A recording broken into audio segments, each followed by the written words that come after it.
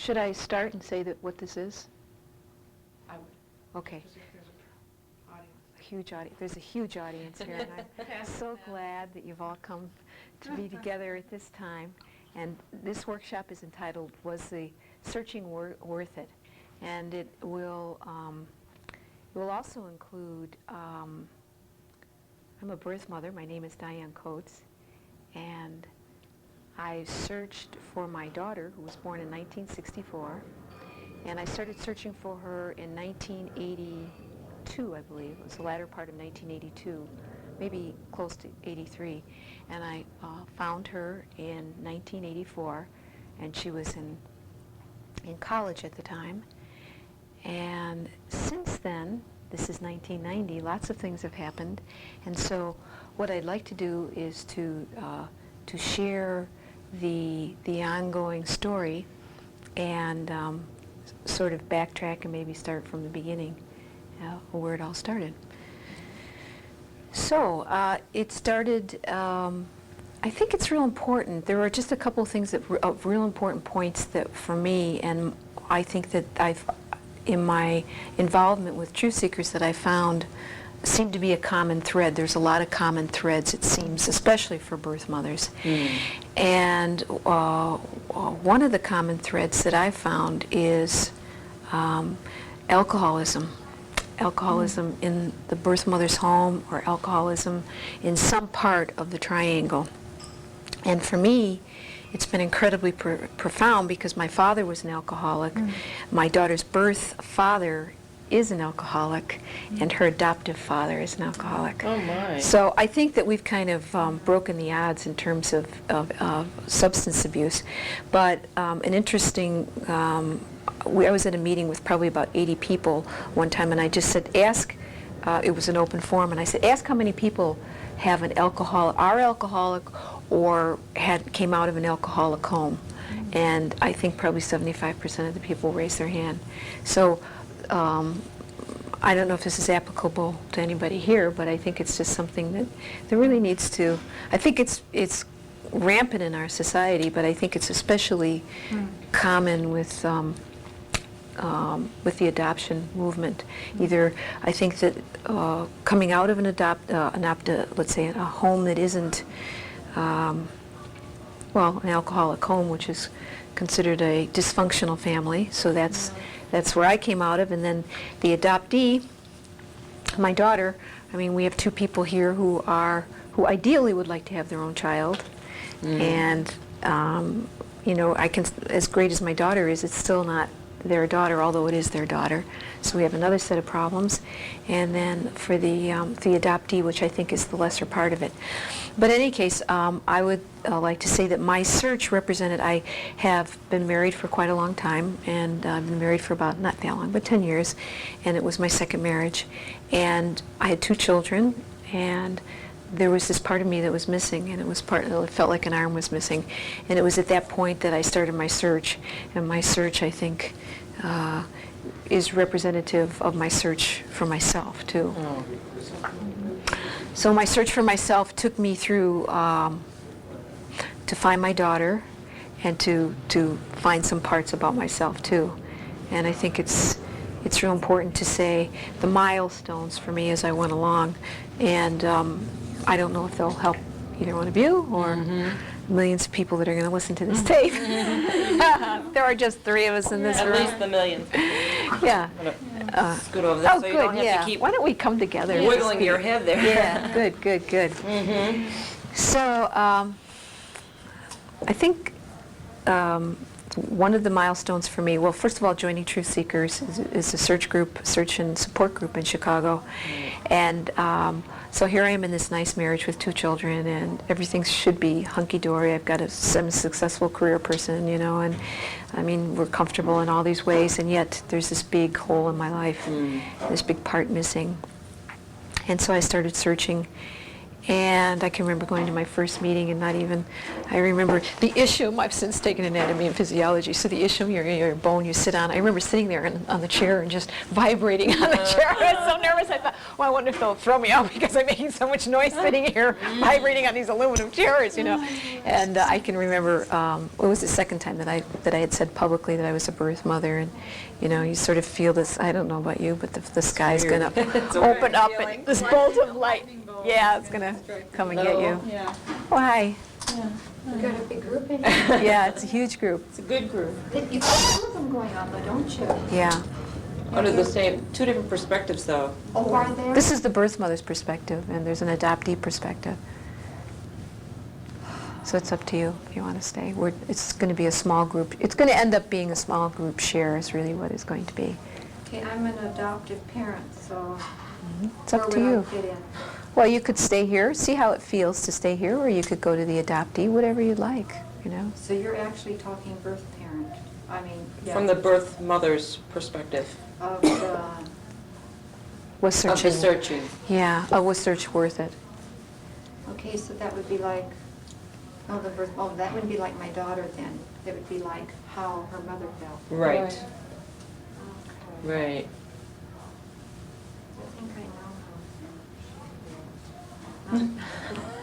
how. It's been interesting. Yeah, we all think we know how the other guy feels, you know. Yeah, Do you want to stay, or do you want to go?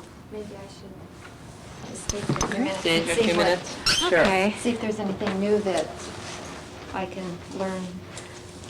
Okay, well, I would like to, sort of telling my story, but what I would really like to do, since it's such a nice small group, is just to turn it out to, I mean, why, and you came in, it was real interesting. I said, is she going to stay or isn't she? You know, I mean, it's fine if you want to go, but why we were all attracted, because I really believe that ultimately we were all attracted to come together, you know, for a reason. And so maybe to find out, you know, you're facing rejection, I am, let me put it, how I am coping with rejection, and where are you? Same thing. You're coping with rejection.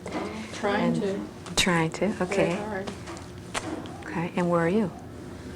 Well, we found my daughter's birth parents, and it was, I knew we were going to have rejection from all indication. I assumed we were, but I figured we'd have to have rejection and we'd all fall into the well together, and then maybe we could start doing something about it. So I, as an adoptive parent, I don't like to say I pushed it because I don't feel that I did, but when I hear all these different people talking, I kind of feel like maybe I was the bad adoptive parent and I pushed my daughter into searching, which you can take it any way you want to. I mean, I guess you can. I could tell you the part of it that would make me sound good or sound bad, really. Right, So, I right. mean, it's up to you. You think anything you want to of me. But we had promised her, we had been very open with her from the time she was born. And so when she was about 6 or 8, she, Mama, do you know who my real mommy is? And I said, Annie, I really don't. You know, and I would always say, but when you get to be 18, we'll help you. We don't, I guess we can't do anything until you're 18. So we just always pretty much just kept it open. And it was like, I wanted to know when I got her who they were. I mean, Well, you did. I wished I would have stayed at the hospital and checked them out. I mean, I was very curious. Mm-hmm. But maybe I was curious because I did have a son of my own, but we were going to adopt before we had him. Adoption, I guess maybe my great-granduncle was adopted because his mother died when he was born, and my grandma was only 6 years old, so they adopted him out. And I mean, all my life I've grown up with knowing who Uncle Manfred was, and he came and visited, and he was adopted out. I guess maybe that's why I thought adoption, I mean, I don't know. So your perspective of it is different, it I sounds must like. be, and it just dawned on me this morning. Maybe that's why I've been so open, and I couldn't understand why people were, this is my child, and no one's ever going to know it. And I'd say, hey, can't you face facts? You know, that isn't your child. I knew when we got ours, it wasn't my child, but I Yeah. was willing to take her. Mm-hmm. So when we did So I kind of, when she was 18, I called the attorney and we just kind of kept pursuing that. And he would say he'd help me and he didn't help. Then he'd say, well, how do you know she wants to? And I'd say, okay, well, she wants to. So she went down to see him. And he says, well, all I can tell you is, he gave her some other unidentifying information that we hadn't been told before. And he says, but all I can really tell you is that they have never contacted me. So, The birth parents. This is a private adoption. yeah, through my doctor, but we had home study through welfare. I mean, that had to be done. Home study. Oh, I They see. came and Where they checked it check out the yeah. house, So, I mean, yeah. it's like, we still had to be Checked out. cleaned house or something. I was like, oh, are we gonna pass? Yeah. So I just always kind of had, my doctor would help me. I mean, my doctor would help me if I ever needed any trouble. They said you could find out when she was 18. One person told me you couldn't, and I thought my doctor would help me. Well, then he committed suicide, and he didn't tell Oh, me. dear. So then I wasn't sure what we would do, but I knew the attorney signed the paper. I mean, they signed the papers with him, so I said, you know, just call him and tell him that we would like to have, you know, a reunion. And he, of course, gave me all the reasons, you know, I don't have to, you've heard them all. Da, da, da, da, da, da, da, da. And finally I got mad at him. I said, she didn't ask to be born. And I said, you know that they know and they know that you know. So why can't you just, I mean, there's nothing to lose. You're Right. not divulging any. And I said, why? You're the Right. best person. Just Right. tell them we want contact. And that's when he finally said, well, I don't know, and da-da-da-da. So then I found out about this meeting and went there to Seattle and started in and found some ways to search and find some different things. And Search on your own. so Yeah. I started to try and do it, but I wasn't really sure. But I did find Ann Pelto, and I got all the information as much as I had. And I went and had the court order signed and found out that different judges will open them and won't. Mm-hmm. And Depends so, on the reason, doesn't it? well, it's their own idea. It's not law. Right, it's What do you not mean law. it's their own Well, idea? it's subject to interpretation, Yeah. isn't it? Yeah. But all- therefore- most- They're right, There's a yeah. lot of the law that's like that. It's state, mandated, you know, it's Oh, all, every I state is a see. little differently. So all the counselors or all the research people know when to Yeah. present their deal from whoever's on. I thought, this is interesting, isn't it? It's not who you know or what you know. It's Yeah, that's right. What judge you know? which judge you know or which one you know doesn't. I thought, boy, this isn't law, is it? You know, where's the justice here? So anyway, the sheriff was a real good friend of mine, and so I went and I said, Chuck, can you help me? Do you know this guy that's on the bench now? And he says, yeah, I take classes from him and I know him real well. And so I said, can you walk down and help me and see if he'll sign this court order? So he says, hey, why don't you wait, no, I'll get the clerk of court up here. He's a good friend of mine. Mhm. So I got up, he came up and he said, no, that judge won't sign him for nobody. Oh. So Good I for thought, you, okay. Yeah. And I We was- won't get that one, we'll get another one, So I good just said, well, one. just a minute, and because. Isn't this, wait a minute, I gotta just stop for a minute. Isn't this great, listening to this? Yeah. Oh, is it? Yes, it Am I is. boring? No, you're not No. boring us. It's kind of nice, it's kind of great, isn't it? Yeah, that you've got problems too. Yeah, well, no, that it's also The the, adoptive parent would take this much time and yeah, energy to just to find. go ahead. Yeah, it's very unusual, you know? Yeah. Who are you taking those pictures for? I'm Yeah, curious. That's my husband there. Somebody Oh, said, is it? let your husband speak. And I said, my husband doesn't have any hair. That's the speaker, yeah. Besides, he has to stay home and work so I can I don't come. want to see my face in the newspapers tomorrow. That's not what you're doing. Take one of Diane. It's for I don't a. She's so care. pretty. Okay, yeah, take one of them. So go ahead. So anyway, because he knew Chuck so well, he kept saying, let me see. And Chuck said, would you help her? You know, what can we do? And he was afraid to put his foot in his mouth too much because, you know, everything's at stake for everybody. So finally he said, hey, let me take this and you just stay here. Just wait a minute. So he went to The clerk another- did. Yeah, the clerk of court went to another judge that was someplace and walked back into her chambers and came out with, says, come on with me. He let her sign it. But she had put down there, and I had said, I've got an intermediary. He says, well, did you go to Warren? And I said, no. And then, of course, he was afraid because I didn't go to Warren. And so I What's said, Warren? Washington Adoptive Rights Movement. And they go and they'll check the records, but they keep everything very confidential. And they open up the records and approach them, and if they say no, they wait and approach them, I think 2 or 3 times. And then if there's nothing, they close the records again. We were told ever to be sealed forever. And that just Yeah, scared my sealed daughter to business. pieces. She couldn't handle saying, I want to do it, because she was so afraid the records would be closed if they said no. So then when I found out Anne, I found out that she does believe in more information. And so I had her as a backup if they wouldn't let me see the records. And the judge said on there, Oh. only to an intermediary. And I had her card and everything. So I took it home and I told my daughter, I says, well, I've got this. I said, if you want to go for it. And she was really excited. It's like, yeah, Mom, let's sign this and get up to Anne right away. Mm-hmm. So we did. Anne went down to the court on Tuesday and found out who have all the information. And the clerk of court was very, are you going to give her any of this information? Are you going to keep, are you bonded? And all this thing Wow. really gave her a bad time. And she just said, I'm bonded, I'm bonded. Didn't say anything more. What does that mean? That means that she was, she had bonding to be a research or a searcher. Well, does that mean she was promising not to give you the information? No, it said she had license to do searching. Oh. And so, but she does not believe that you necessarily always keep all information to yourself. She believes you have a right to know some of it, Oh. depending on the situation. Oh. So Does she decide what information you can keep?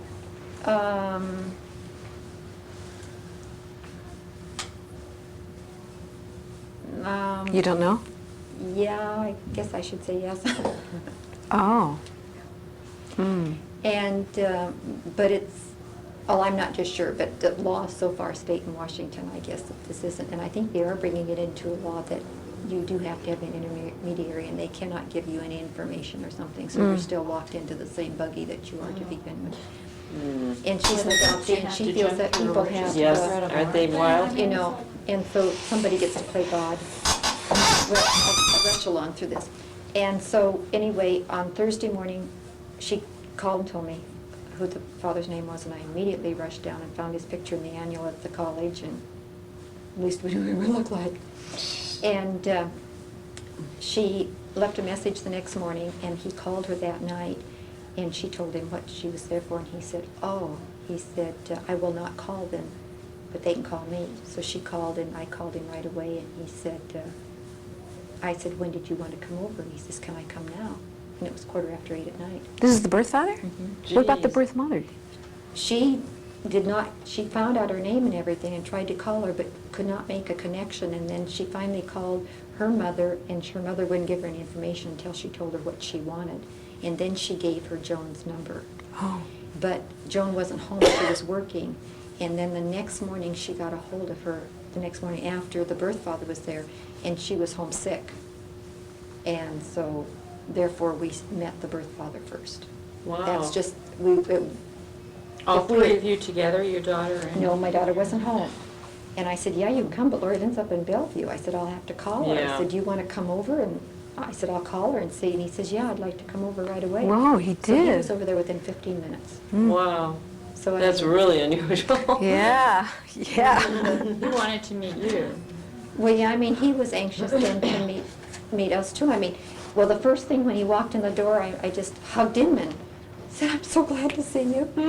And first thing I said is, how come you never contacted the attorney? He said, I contacted him 2 years ago. Oh. Mm. He says, yeah, I told him that I wanted any information. I would not ever initiate a search. But if she ever wanted anything, Yes, I'm available. yeah. And the same attorney told you that he had no information about the parent? Not only Hi. that, Hi. but the attorney, Never see. but the attorney did know the birth father, and he had done different work for him as far as videoing and depositions and stuff like that. So he knew him, but he did not like him. So where are you at now? Where are you at? So then, I called Lori Lynn, and she said no, she wasn't coming home, and she was, it all happened so fast. And then her roommate said, of course you're going home. So she called back and said, I'm coming home. I said, do you want to talk to him now? You want to wait? She said, I want to wait. Mm. So she came in the door, and I went to the door, and she says, what does he look like, Mom? Is he good looking? I said, I don't know. It was so funny. Is he good looking? Yeah, yeah. This is an adoptive parent relating a story of when the birth father was at her house and her daughter wasn't there. So now her daughter's coming back from school or whatever, and she's now telling the story, bring you up to date. So they came in and they hugged each other, and we sat around and talked, and I'd already showed him all the pictures of her, and he says, oh man, she looks so much like Joan, and whatnot. And so we talked for a while, and then we said, we'll let you guys talk, and we'll go to bed. And I guess they stayed until 1 or 2 o'clock in the morning. And so therefore their bonding happened to be much more between him and her. And I think that was the Amazing. reason. The next morning. Never heard a story like that. The next morning, when I talked to Joan on the phone, she was real sick, and we had to be that day for Coeur d'Alene, my husband and I said, what do you want to do? And she said, I'm sick, why don't we wait until Monday? And so I talked to her for about a half hour, we cried, and I told her how thankful I was for Lord, and I told her what a beautiful girl she was and how much we loved her. And then Lori Lynn was sitting right there, and then Lori Lynn talked to her for about a half hour. And then Monday night, she came over to our house and met Lori Lynn. The first thing I asked her, I said, how come you never contacted the attorney? And She looked at me and she said, well, 4 years ago, I wrote a letter and took it down to the court. Oh, dear. And told Oh, them my to God. put it in her records. Yeah. Never heard Talk about about it. playing God, right?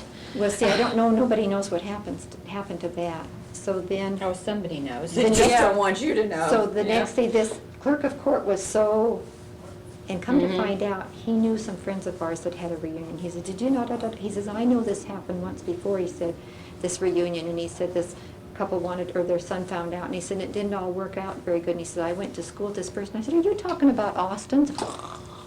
And I said, I know that whole situation, that didn't turn out all so bad. Mm-hmm. But anyway, I went back to him the next day and I said, this is what we found out.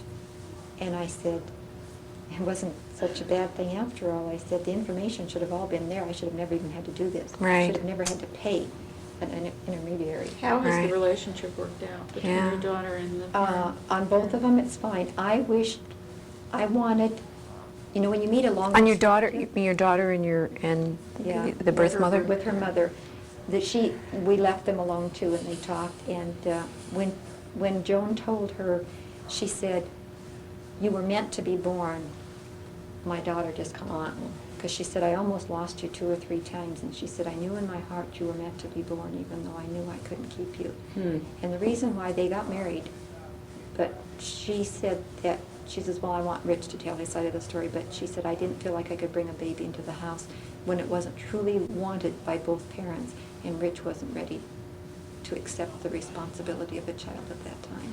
Well, so the birth parents are married, They got married when she was pregnant. and then they got Oh. divorced? And it was and then told, they yeah, relinquished and the they child still anyway. relinquished her, and it was something they had planned to do and were Wow. going to do. Joan's mother had tickets to fly to Japan to have an abortion, and was going to push Joan into an abortion, and they were going to do it until they had to sign papers stating that they would be risking arrest when they came back into the United States, because it wasn't. So the first thing Lori Lynn's grandmother said to her was, if it would have been my way, you would have been an abortion. Oh, my. Yeah, So what a thing to therefore, say to- Really? she was trying to make it nice so that she would feel like, you know, you can be grateful. But Oh, it came wonderful. across That's heavy. very- and it very took- good. And Yeah. it took a while before Grandma Judy and Lori Lynn could. I But mean, now, how is the relationship? it's getting better, and it's still better with Grandma Ruth. Grandma Ruth sent me flowers, said thank you, and that was the birth father. All of his family knew that this baby was going to be given up. And one of the aunts wanted it. His sisters didn't know until just before she went to the hospital, and they were devastated because they were getting ready to go buy clothes for her and everything. Oh, They said, my. we're not keeping the baby. Mm. They couldn't believe that Rich would do this. And his mother said the way I dealt with it is I figured, well, maybe it wasn't really Rich's child. Oh. And so she said that's how she got by all these years. Hmm. So anyway, things are going fairly well, but the story takes a turn and it goes altogether different. But the reunion that far was worth it, and I'm glad we searched. However, I really believe in my heart we should have been able to find out sooner. And I think if we would have found out sooner, I think our daughter would have been much more well-adjusted. Mm. I was willing for even openness from the very beginning, Mm. but the way I was told, I was afraid if I would say anything, I wouldn't get the baby, so I kept my mouth shut. I'm curious, I'm terribly curious. You're here, is your daughter here as well? No, she's not here. No. And she's come to a few meetings. It's mainly because just before we found her birth parents, she ended up pregnant and we had to relinquish the baby. Oh. And I'll never be able to live with that because I had asked for open adoption and I was trying to support her and we were trying to do everything right and trying to do what was best for the baby, and then we found out afterwards that it was a closed adoption. We had been lied to. So we've gone through court and we've gone through everything, and I mean, my baby's gone. My baby, I mean, that baby, I was there when it was born, and I couldn't hardly believe it because here this child I was seeing born was the same child that I took from the hospital 21 years ago. She was born at the same time, she weighed the same, she looked the same. And I mean, I'm just going bonkers. I mean, I wanted to die because the doctor said it would be a boy, and I didn't want it to be a girl because I'm so Yeah. partial to girls, and I wanted a girl all my life. I wanted a sister, never had one. Then I had a boy, and when I finally had a girl, I could hardly believe it, and have dark hair and dark eyes, and I mean, then the next thing was I'll never have any grandchildren, I guess. You know, when will all my friends have grandchildren? And this happened, and it was like, oh, please, Lord, help that Keith and her will get married, you know. Then he came home and says, I don't think I love her, and I don't want to raise a child and not be there. And so she says, well, I don't love you either, I guess, but she said she really did. So I always felt a child needed a mother and a father. And I felt like we were too old to raise it. I didn't think it was fair to the child. But if we had found out, and then if something happened to us, who was going to help Lori? I mean, my family's almost all gone now. And Where's your daughter now? she's at home. I She's mean, at not home. living with us. Yeah. But it was all these things, and I tried to help her and tried to help her make the decision, and then we know now that we've all made the wrong decision. But there's nothing we can do about it because the agency lied to her, and now she won't even go back for counseling, and so she's still floundering. She lost her job the other day again. And How she- long ago was this baby 2 born? years. 2 years. 2 years. And she would have made a perfect mother, except she's like her father. She can't take responsibility. She just can't seem to. It's funny, doesn't it seem how one tragedy almost always Yeah. leads into another one? She said- And it's always something. And she said, now I know how my mother felt when she had to give me up. It's like perpetuating the birth mother syndrome. Right. Yeah. And it's like, how could I keep this from happening again? And I will not let another child be raised. My daughter had a very good home. We Yeah. are fairly good people. My husband's fantastic. But I saw the pain in her, and I couldn't deal with the pain, and I was bound and determined I would find her parents. I was going to find her parents if it killed me. I had to do that for her. It's the only thing I could do. But they say you should let them do it themselves. I don't know. How did her birth mother feel about her giving up her own child? Well, see, we didn't know this until she was just sick. She said now, she says, I know I did what was best. No, I mean about your daughter giving up her Yeah, but I child. mean, Joan said she knew what she did, what was best for her. Oh, she did. But then At the she had time. another child when she was married again, Mhm. had another child, but as soon as she was pregnant, he left her. Mhm. Because he Oh. didn't want any children, so she ended up with 2 of them. And she always wanted kids. She give the other one away She too? said, I never could do it again. So she moved home, kept that baby, and it's 12 years old now. Oh, wow. So, I mean, see, but that's presented a lot of heartbreak, but she said, I knew I did the right thing then, but could never do it the second time around. And I mean, if we had only found Lori Lynn's parents, and I knew that she had all those parents to support her, I think I would have said, maybe this child has to be raised in a single-parent home, and the grandparents will have to try and pick Help. up the ends. But we didn't know, and we were positive we were going to get rejection. Before when I found out Lori Lynn was pregnant, called the attorney, says, we have to find those parents because we've got to have medical information. Something's drastically wrong. And he still wouldn't move. Lori Lynn asked her counselor of the agency that she went to, and they said, no, this is not a good time. You wait till after you have the baby, then you find your parents. And then she was upset because if she would have found me before, we would never would have done this. And now the baby's gone, there's closed adoption. We're all sitting here sick, and my daughter's sick, and I don't know what to do. So the only thing I can do is I'm here to fight for change. Yeah. Most of our friends don't even know this happened. I mean, I'm still in the closet in a way because it was so devastating. I mean, I went through all of the guilt, anger. This, what will my friends say? What will I think? What have I done? You know, this is, well, will they feel towards her? How will she get on with her Well, you know, life? I would just like to share, it's really funny, I mean, a resolution, that's what I'm hearing right now, resolution. And for me, I don't know, I think are you a birth mother? No. You're Is this specific? No, are you an adoptee? Yes. Oh, great. No, it's fine. We have all the triangle represented. This is very good. And I'm a birth mother, and when I first started my search, I just sort of thought, well, my daughter had a great home. I know she's had a great life because I came out of an alcoholic home, so I know that, and I grew up with several adoptees, and I thought had great lives. You know, I mean, they were always going to the greatest places and the nicest vacations, and they had nice houses, and okay, sort of. And for me, one of the most devastating things, and I mean, this is, please, you know, I mean, I'm just going to speak freely with this, was to find out that not all adoptees have good homes, and not all adoptees have great lives. And, you know, I bought into the fairy tale that, you know, I surrender my daughter and I know that she'll have a better life.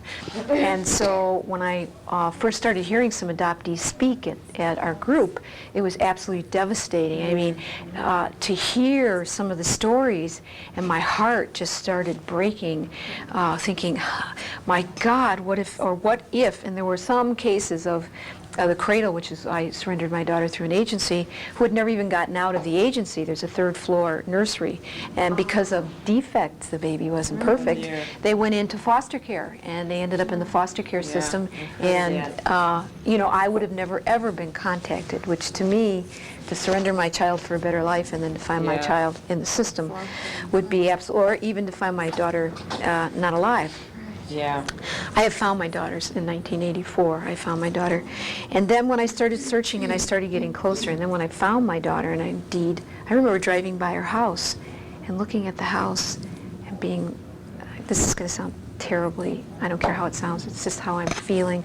It was a real small, I mean, very, very small house, which is okay, I mean, you know, fine. But somehow I'd always thought, well, she'll at least have everything she needs because I can't give her those things. Right. And I don't think she did. And then when I found out she had an alcoholic father, okay, who was a lot more serious alcoholic than my father, it was, I can remember driving home and my son was asleep in the back. And I looked at the speedometer, I was going 100, because I was just like, rage, you know, just, that's the best word for it, rage. And I was totally, I was really out of myself. I was so, and I had, it was a lot of pain for a long time to think, and anger. And I found this anger welling up in me that I never even knew I had. And remorse, anger, if I would have kept her, you know, my dad wasn't as bad, although I was never really welcomed back in my house. My father welcomed me, but my mother didn't. And the birth father really didn't want to get married, but it was sort of like, well, I'll marry you. And I said, that's okay. I want to do something better for my daughter than, well, I'll marry you or my child. So what I'm saying is that there was a lot of anger for a long time. And then I knew my relationship has never been right from the very beginning. It's always been one-sided. And I'm an eternal optimist, so I always thought, you know, it'll be better. I'll just keep picturing it to be better. I'm going to visualize it being better, you know. And Even with your daughter? yeah, with my daughter. And meanwhile, I got involved. I really want to say this. I got involved in a lot of different groups. I got involved in adult children of alcoholics because that really helped me, just for a short time. What really accelerated my growth was going to the meetings I went to, but what really pumped out a lot. I mean, it was better than any therapy you could buy. I had three birth mothers. There were three birth mothers and one adoptee. and we had a dinner party. We called it we couldn't think of a better name, so we called it BMAC, Birth Mothers and Adoptee Club. And we would have dinner at each's house, and then we'd all bring something. Like your house, you would have the main course, and we'd all. Right. And one was a Reformed, two were Reformed alcoholics. I didn't drink anymore, and the fourth never liked to drink. So we just we had a great time. But what we did was we processed, and I told them things that I had never shared with anybody else before. Wow. And, my life is very comfortable right now, but I grew up in a one-bedroom with, I never told anybody I had pipes going through my bedroom. We used to swing on the pipes, and I shared that with them, and I started crying. I said, I've never told anybody these things, and Right. that really helped me. I also, I got involved in my own spirituality. It's more than just going to church. For me, it was beyond that. And I started meditating, and I'm just sharing some things that have profoundly changed my life. And the meditation put me in touch with kind of universal principles and really put me in touch with myself. To the point where instead of all of that anger about, the crappy life she's had, plus I'm getting rejected from her, it was very clear that I would write her a letter and she would maybe write back 6 months, maybe not. I would call her. She moved. She moved 3 times. No I know that. unlisted number. By herself or with her family? Well, she moved out of her college dormitory, moved into another apartment, left no, a dead end. I found her every time. Yeah. Yeah. They But always do you think she of was it. moving to try to avoid you? or Absolutely. Really? Yeah. Because I know, I have a college-age daughter, and she moves all the time. It's not to avoid me, it's just because that's the way they look. Well, I know that partially that's Yeah, true, they but go from one the other apartment to another. the other issue is that when she did move, and the final move, she sent me a letter, but with no return address. Oh, boy. That's pretty blatant. And but this last Christmas, she sent me a Christmas card, which was signed, which this is big time, fondly, and it had a return address on it. And I said to Ron, my husband, she's pregnant. I know she's pregnant. Is that right? Really? Yeah. She was. I got a birth announcement. Oh, yeah. Is she married? Yeah. Oh, okay. Well, see, So, that's when they start That's to right. think, don't When they they? get their That's own. what everyone says when Here they we have have, their we own have daughter. adoption So- here, so share with us. So please. share. Yeah. I would like to. Are you searching now? Are you, Where are you? I've completed a search. well, you've completed one. Okay. A little over a year ago, I located my birth mother who I learned was herself an adopted. Ooh. With her permission, I continued the search a generation back for her birth family. And I located her half-sister who was raised by the birth mother, whereas my birth mother was, this would be my birth grandmother who raised a half-sister that I've located, or I should say a half-aunt. that I've Yeah, located. right. Would be my mother's half-sister. In fact, she's in a suburb of Chicago.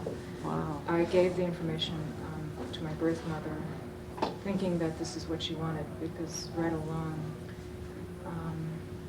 I would check with her to see that I wasn't sweeping her up in my own momentum. And she insisted I couldn't go quickly enough.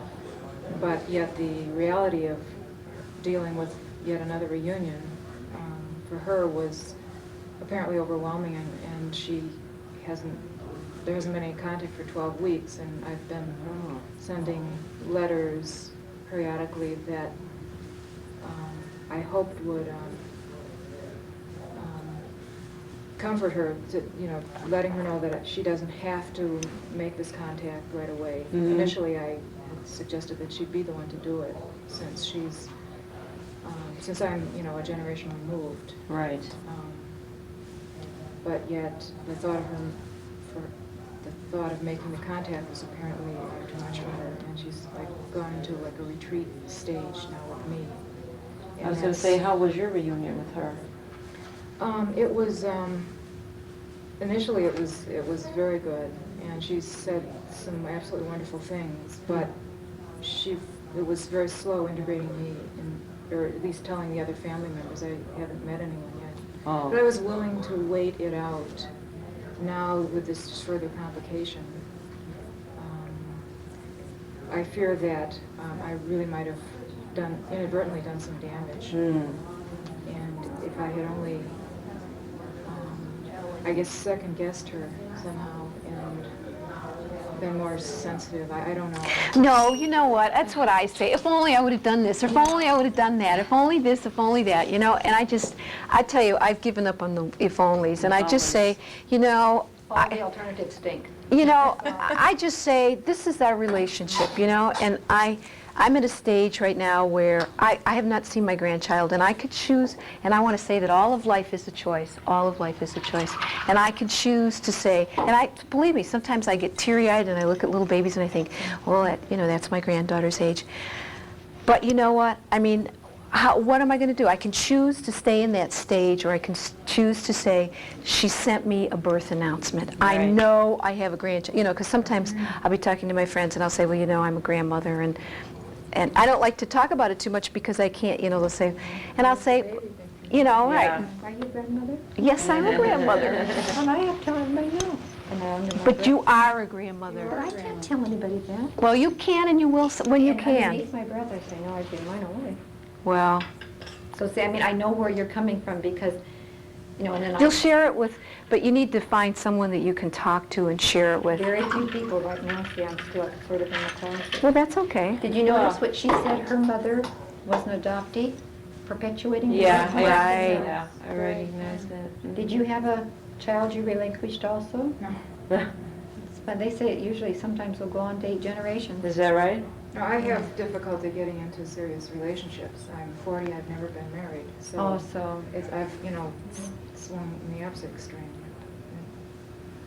but see, that's interesting because that's the same thing that happens so many times. You do the same thing hoping to correct it. But it's like alcoholism too. Alcoholism goes, alcoholism, they can, I mean, how about, you can trace it all the way back. But that's because it may be genetic. That's true, because they say there is a definite link there. But Well, I've never, these are very unique, I've never come across any of the situations here. The alcoholism or the second generation, you know. so, you know what, can we do this? I would like to see everybody's, I mean, this group has come together, and let's all say what a need is for us to talk about right now, so that you don't walk away from this without feeling like you're, I mean, whatever it is, the issue that is for you, you know, briefly, and then let's go around, and then we can all kind of work. But let's just speak from our heart, and let's try not to interrupt, and maybe give each other, you know, like, what is your need? Why are you here? Why You did know? I come to this conference? Yeah, no, why did it come to this group? Yeah, and so that we can all help, maybe try to help each other. You know what I'm saying? Mm-hmm. What is your need? Well, like I started to tell you before, when I was reading your little thing about was searching worth it, you know, from the birth mother point of view, in my own situation where I am in my search, it has crossed my mind. Everyone keeps talking about problems that stem up or memories that get stirred up within the search itself. And so far, I haven't had any of those. And I'm wondering if maybe I'm suppressing them and don't know it, because I thought I dealt with most of that years ago. You know, I mean, I went through my depression period, and I mean, I've done my crying for the young girl that gave up her child, and now all I want to do is get on with it. So I'm wondering if there isn't, should I be feeling something that I'm really not feeling here, or am I all right? I'm not that I need anybody's approval. It's just that I just wonder if there's going to be something cropping up that maybe I could prepare for now. I don't know. Get ready for it. Yeah, I mean, there's enough surprises in this search game that I'm taking it as slow as I can take it, but yet now that I have found my son, I want to get on with it. You know, I want it to go forward. And of course, it's not, and that's frustrating. But that's something intellectually I can deal with. Well, you know, okay, he doesn't want to see me because of this, and I think I can wait, and blah, blah, blah, you know. But is there going to be any hidden feelings now, or anything? Hey. Oh, hello. Hi. Oops. Oh, my cord, my umbilical cord. Here, we're in a big circle. So just jump in. Thank you. I just have to have my connection. Small group. Yeah. Steadily growing. We're attracting this in? No, I'm just kidding. There's another one downstairs. Here, come on in. Come. We're very intimate in this group. Yes. Yeah. That's why I think it's smaller. Those people are downstairs. But I looked in and I thought, I think I'll go upstairs, and I don't know why. Well, so what we're doing is we're kind of just going around and we're saying why this group in this room, why we've all come together, and what need do we have that we'd like answered, as a collective group, since it's nice and small. No more. That's it. We can't take any more. Yeah. And so we're just kind of going around, and Peggy was starting, and so what we're going to try to do is maybe just go around quickly, and then we can all kind of have a share after that time. Right. So sort of put our needs all out in the middle, Yeah. and do that. Well, there really is no conclusion. I'm a birth mother, and I have found my son, but I'm not getting anywhere in my search. So when I read Diane's little thing, blurb I was just wondering if there were going to be any more surprises, feelings that should be brought up again, that maybe I would be feeling. I don't know, it was just an idea. What do you mean you found your son, but your search is going nowhere? I have found him, but he's, So you searched and you found, but you haven't been reunited? yeah, there's been no reunion. I Okay. know about him, he knows about me, but he doesn't want to see me, Oh, and so there has been like a reunion, but Pardon? not A contact, but Yeah. not a Okay. reunion. Have you really? Yeah. Peggy, you sound to me like you're more whole than what I noticed, and I think I kind of feel inside because you keep thinking that maybe you're supposed to. She's resolved it, hasn't she? I mean, it just kind of just hit me, and it's like, aren't you lucky? Well, I sort of feel I am, but I hear so many other See, problems that's from the the birth problem. mothers. You're trying to make yourself feel something that you don't really have to, and maybe down the road you might have this Yeah. problem, but then you'll be able to deal with it then. But Yeah. you don't have to look for them because you're okay and you're doing don't you think she's, Yeah. without having to worry Well, about I think you this did yours too. kind of over a long period of time, where I chose to, it was sort of like walking in and having a bucket of water fall on you. I just kind of went, 100 miles an hour through it, and Yeah. so it was like a real concentrated 2 years of Well, processing.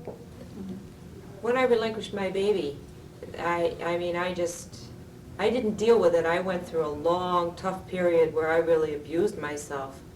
And then over a period of about 4 years, I had to work it out. I didn't go to a therapist, and I didn't go to any group support meets, which I didn't know about at the time. I resolved it myself, but it took a lot of sweat, blood, and tears. It really did. And, but I got it out, for the most part, about, well, why did I do this, you terrible person, you, and all this other jazz. So, but I hear so many other birth mothers who are still beating themselves up Yeah. for this. And I wondered, well, gee, maybe they've experienced something that I haven't. Maybe Everybody's this is a little different. more unique. Maybe because you have had contact with your daughter, and I've not had contact yet. See, so maybe on that first contact, I'll get beaten up so badly, and then all these bad memories that I thought were resolved would, but you're right, I'm not gonna go looking for trouble. I don't assume. it's No, I'm not gonna go And I looking for think trouble. that's why it's so neat that you're able, I just really think it's great that you're at that place, that you don't have to have all this baggage that a lot of people have. Yeah. And because they've got their baggage, you were able to go on the trip with your overnight case and have everything, Well, it wasn't quite that simple, but you've gotten I've gone that. through that, and I'm You've finished. already had a lot more. Yeah. So So just because somebody else goes through it doesn't mean necessarily that you have to. You probably have in your own way.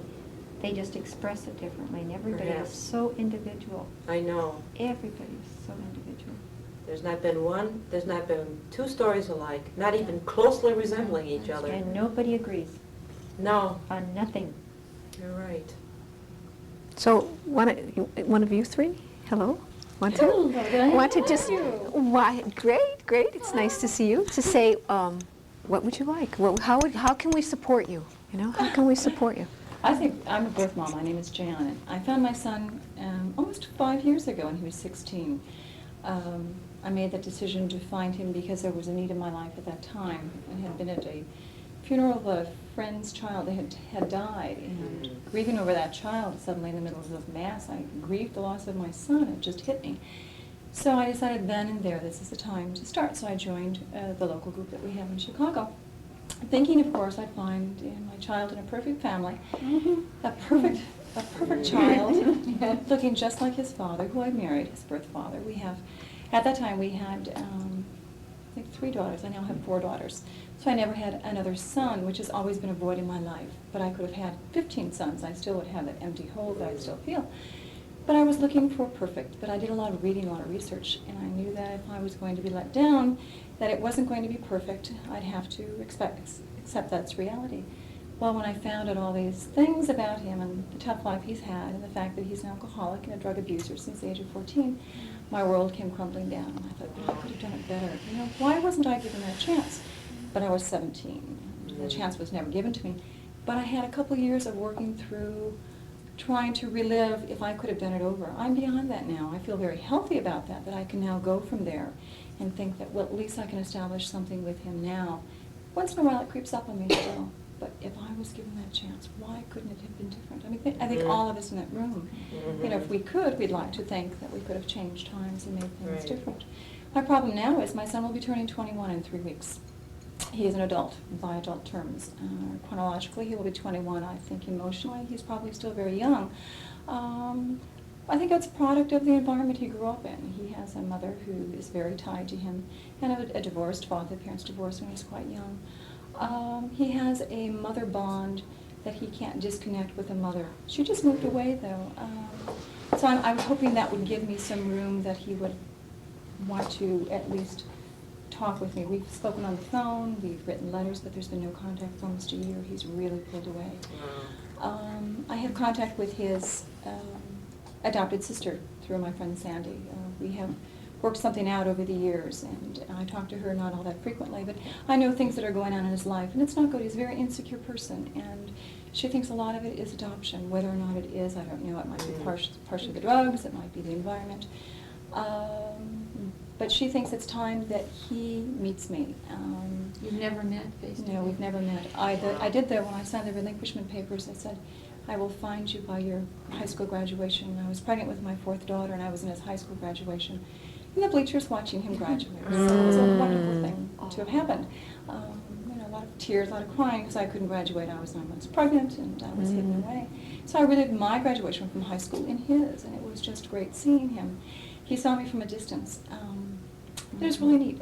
We had gone to the parking lot very early. It was a very early morning graduation at a junior college. And we had gotten there very early, his birth father and I. And we were in the parking lot, and one other car pulled up. It was about 45 minutes before the program. It was our son. Yes. How did you know him? Did he recognize you, or? You had pictures. Oh, we had pictures. I did the yearbook right away at school. Oh my This is a gosh, sign from right God. next Yeah, to but you? We couldn't. I couldn't go knock on the door, but this is his day. He's only 17. He's just been in rehab for a year. He's got a lot to work through. Oh, dear. So he still does not know that we've ever been there. I think that's something I will probably always keep from him until hopefully someday, you know, we'll feel close enough that it won't threaten him then. But it was a neat experience, because I had always said to myself, you know, I was this bad girl, I did this bad thing, the nuns made me do this, you know, I've got to give my child up because I can't have my child. But I've got to find him by he graduates. And I did. And it felt good. It felt good to be there, but it wasn't enough. You know, here I had this baby for 3 days, and then I see this grown, tall, 6 foot long-haired guy, you know? If only I can know they're alive. Oh, If only I if can I see a only know, picture, okay. you know, and then it escalates. Yeah. Well, then if only I could meet them.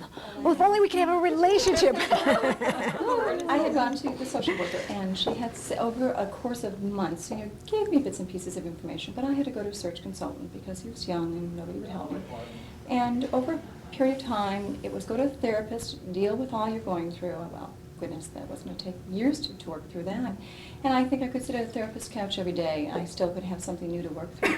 But I felt that after a while, you know, I think it is. He's got a problem with me as his mom, not me as a person. And that was brought up. And I thought, it was brought downstairs too. If I would pass him in the street and we just had a conversation, he'd really like me. He'd like me as me. But he's so afraid of who I am to him, and that I'm going to threaten that mother that is there with her Right. arms stretched around him, you are mine. But I think that if he could let go of that a little bit and just meet for me, it would be okay. And in one conversation, a phone conversation, we've only had 2 or 3, he couldn't even say the word mom or mother about me. He said, you know what you are to me. You know. And I said, well, of course I know, and I won't say that word since you're having a hard time with it. And he said, well, but I do. That makes me feel there's a very special bond there, that he's trying to deny it. But I thought, well, okay, give him a little bit of time. But his 21st birthday is around the corner, and it was sort of my magical time. I thought, if something doesn't work out by then let go a little bit, you know. Because I can't live every day waking up saying, No. is today the day? Am I Right. going to do something different? Am I going to write him a letter? Is he going to write me? I mean, I can't go on that way. It's not fair to myself or to the other people in my life. Yeah. You know, that's the Has he seen a difficulty. picture of you? We don't know. We think it's been put in the circular file by his mother. I had sent it Christmas time. We had been sending him gifts over the years, and he made a comment that he feels guilty accepting gifts from us. And I said, okay, if that's bothersome to you, I won't do it anymore. So Christmas time, I sent him a family picture. But you know, after I did it, not a good idea. I mean, here's a picture of all his full siblings, Yeah. 4 sisters, mom and dad, and you know, he's He's left out in the not in picture. I'm thinking maybe that was the wrong thing to do. I don't know.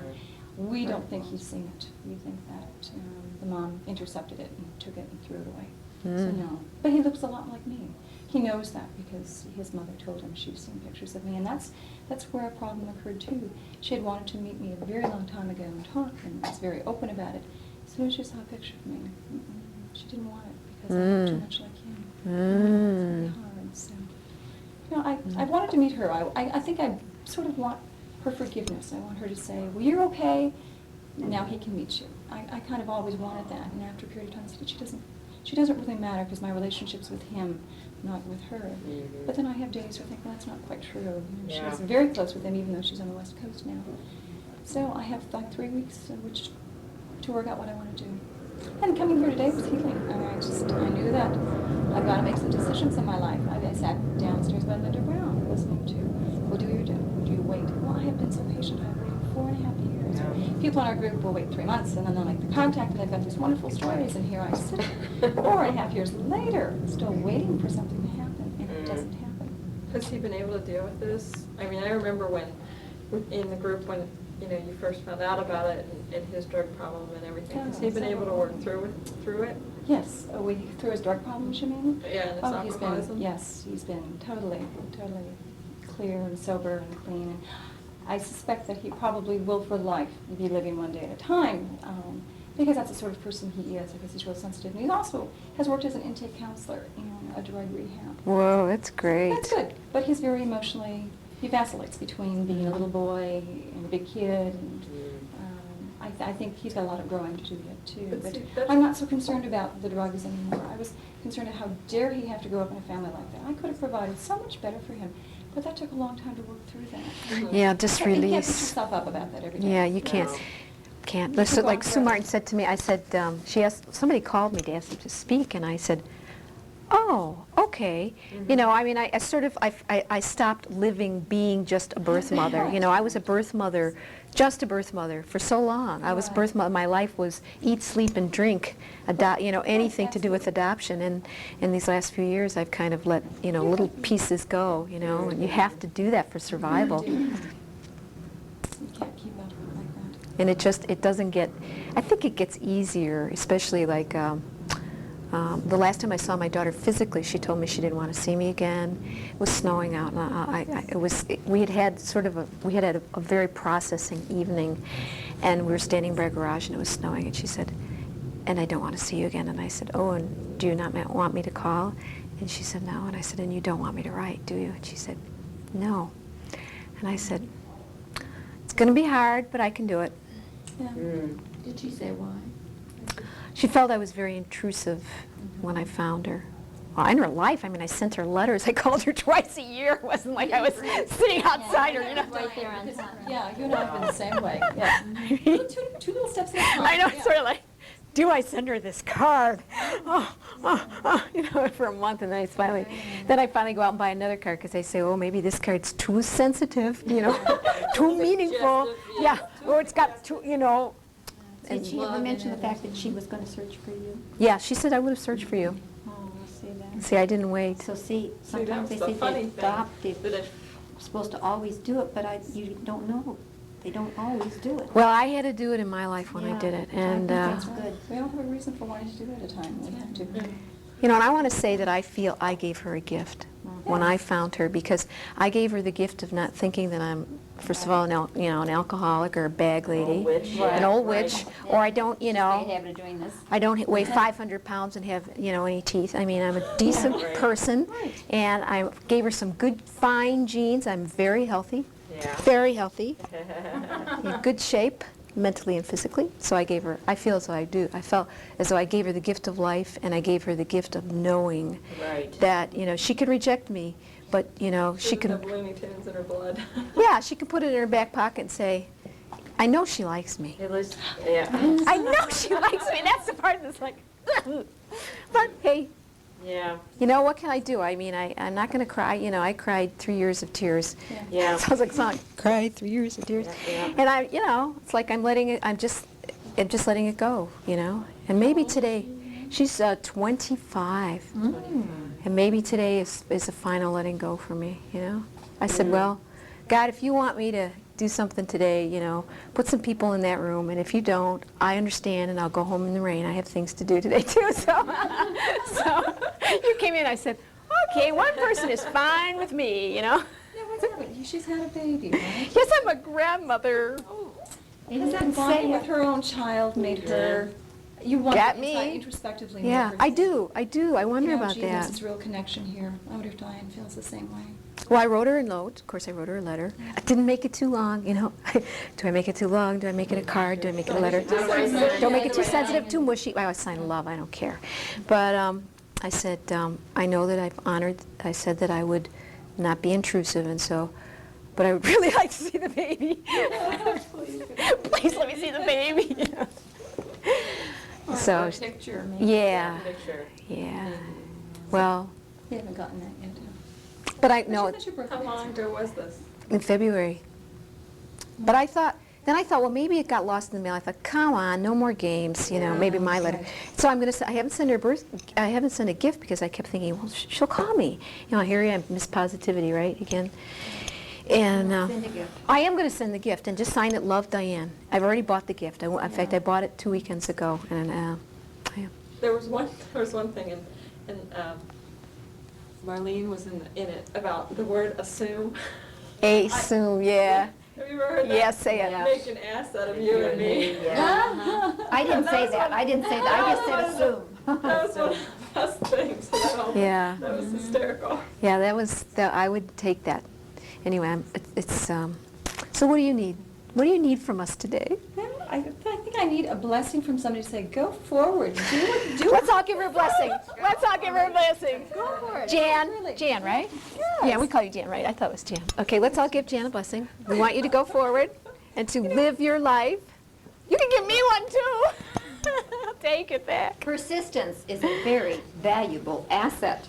My husband Yes, says, but so is persistence in patience, the and I've been right so aspect. Yeah, no, I also believe there's a time and a place. There's that song, you know, a well, when time there's and a life, there's season. hope, and what I'm saying is that you just keep being persistent. It doesn't mean that you have to just knock all the walls Yeah, down. but you can't No. be persistent No. because they can feel it be Intrusive. intrusive, Be too threatening. aggressive, threatening, It's a very all fine that. line. I mean, you keep hearing people saying, be persistent, and then other people are saying, but don't push. Well, you know, Linda Brown where made an do you interesting know where to comment draw the across, line? didn't But you don't Yeah, give up. I persistent mean, enough. to me, No, Yeah. that's just it. Don't To give me, up, that give up once. there's a persistence there. I mean, Yes. that's what he was taught in sales training. I mean, you're persistent. You just keep, add a... Well, to until hold we're on dead. to it, yeah, no, I will hold on to the light that I will have a relationship, and I do.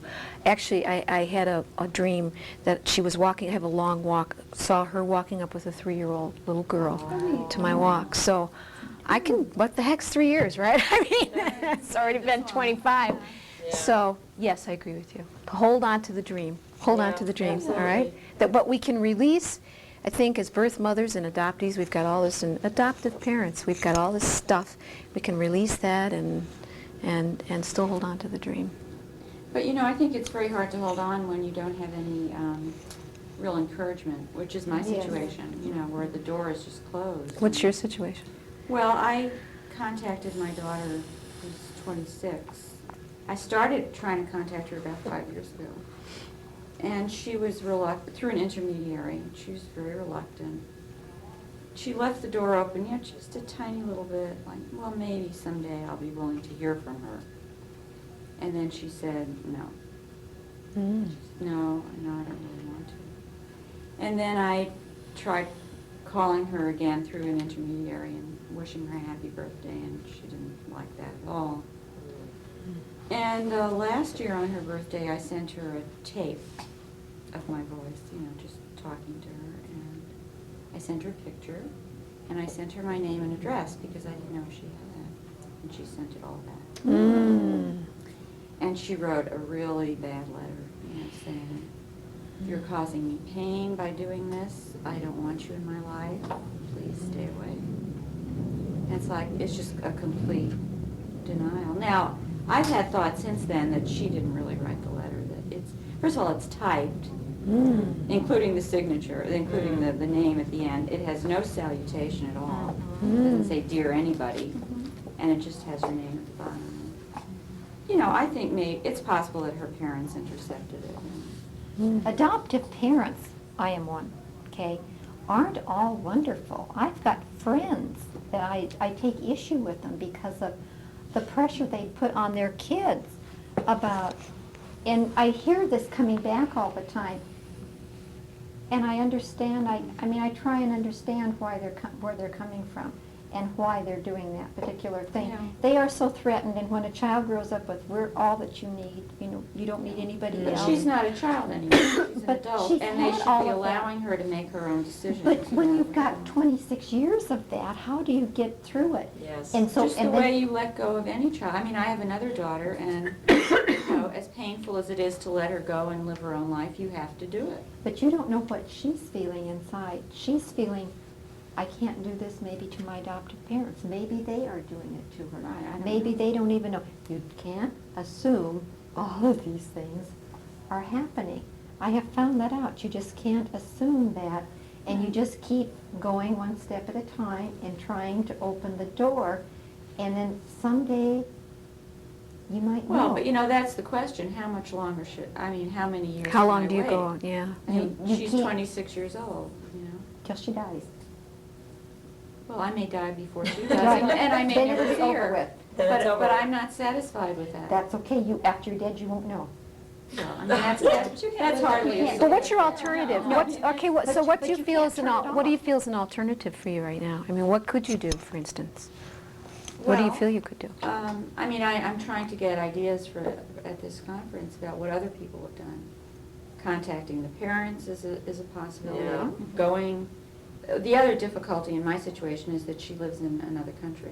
Oh. So there's a whole cultural difference, language Did she grow up in difference. another country? Yes. Where did she grow up?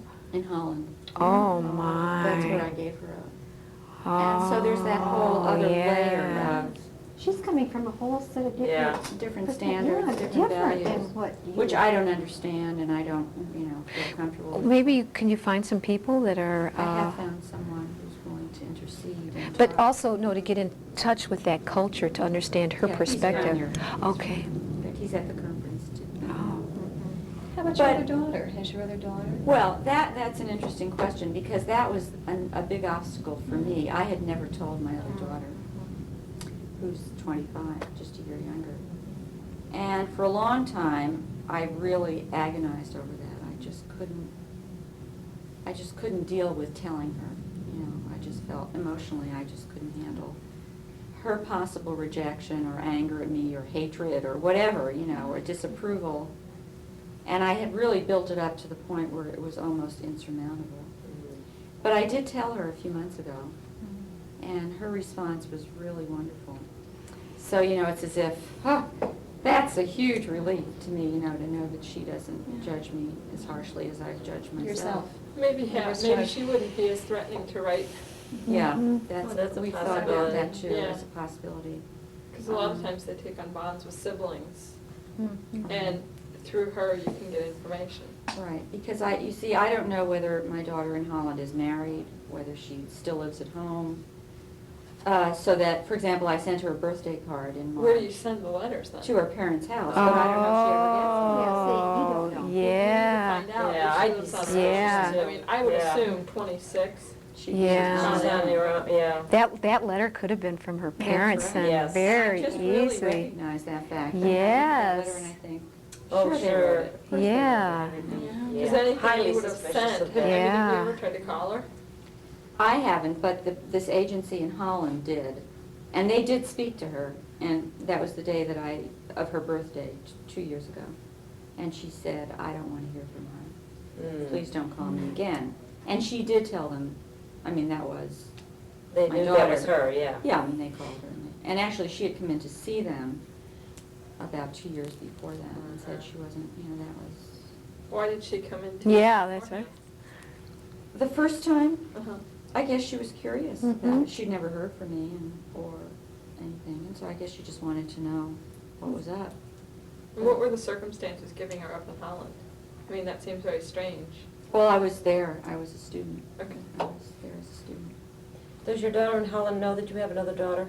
I told her that on Oh, the you tape. did? Yeah, and in fact, in the letter, she said, I'm not interested in hearing about your other children. See, on the tape, So in she the letter. listened to the tape? She did listen But that to was the the tape. letter. The letter That was listened to the typed. tape. That was And typed. That Mhm. could have been Been from her the parents. parents. Right, because it said things like, I had said something in the letter about, I thought you would want to know about your roots and your family, and the letter said, all of my roots are here in Holland. I don't have any other roots. Mm. Sort Adopted of parent. denying that she had any family beyond. Now that I read the letter, I see it as very possibly from her parents. Yes. But at the time, it was so devastating to get Yes. that letter. Yes. And my feeling, I think, I realize now, was that I deserved it, Oh, that it yes. was it was the punishment Yeah, for what I sure. had done. And that, of course, she would reject me. I rejected her, she would reject Right. me, and I deserve it.